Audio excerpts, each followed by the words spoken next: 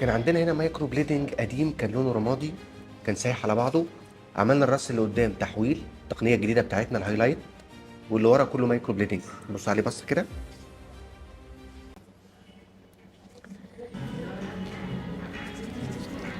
فرغنا من هنا، لانه كان مجمد وسايح على بعضه.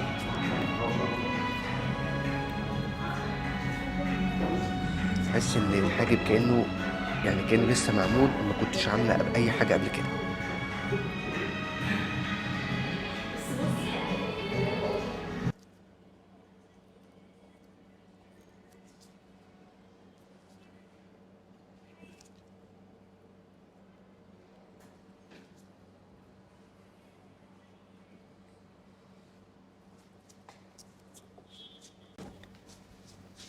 بس